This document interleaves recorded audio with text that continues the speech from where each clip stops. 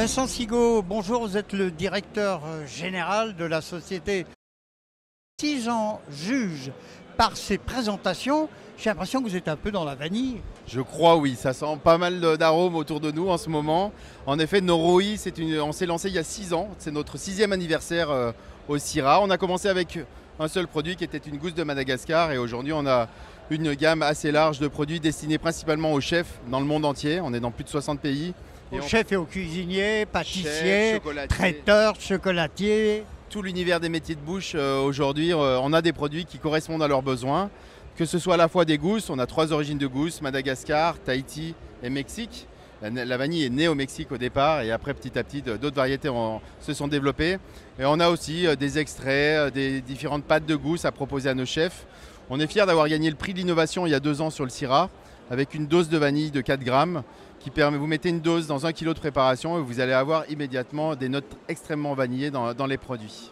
Avec les petits grains qu'on retrouve facilement bien dans entendu. la crème vanillée. Exactement Yves. Les petits grains, ça signifie que vous avez une gousse entre les mains qui a été riche, qui a été récoltée en pleine maturité, qui a été bien préparée derrière. On peut voir aussi la souplesse de nos gousses. Une gousse bien travaillée, vous allez avoir quelque chose, voilà. Elle doit être huileuse. Un des tests qu'on peut faire assez simplement, c'est de faire un nœud comme celui-là. Vous ne pouvez pas avec vos cheveux faire un nœud. Moi avec les cheveux, non, je pourrais me mettre des gousses peut-être, mais le nœud comme ça, si vous êtes capable de le faire, c'est que vous avez une gousse qui n'est pas trop sèche, qui est très aromatique. Et là, vous êtes certain de pouvoir faire une bonne crème brûlée à la maison, je pense. Alors, vous nous parlez de Madagascar, qui est un peu le fleuron de la vanille, mais on dit parfois, pour ne pas dire souvent, que celle de Tahiti, c'est le Graal. C'est le Graal, tout simplement. Madagascar, on est à 80% de la production mondiale. Celle de Tahiti, on est vraiment sur 0,2% de la production. Mais en qualité? En qualité, c'est une cousine sur un plan botanique. Celle de Madagascar s'appelle Vanilla planifolia. À Tahiti, on va être sur Vanilla tahitensis. La gousse va être beaucoup plus charnue, beaucoup plus grasse et avec des notes aromatiques vraiment différentes. On est sur des notes anisées, florales, tout simplement parce que c'est 2 variétés botaniques différentes et qui ont des caractéristiques vraiment segmentantes, on va dire. Vincent Sigaud, merci. À Lyon, on a l'habitude de demander à nos interlocuteurs le mot de la fin, mais on ne sait pas bien écrire. On l'écrit FAIM à cet instant précis, ici au Syrah International 2025. Vous auriez envie de déguster quoi? Allez, je vous tends la perche. Peut-être une pâtisserie à base de vanille? Eh bien non, on va essayer de changer un petit peu parce que la vanille, on l'imagine toujours dans l'univers du sucré. La vanille se marie extrêmement bien dans l'univers du salé également.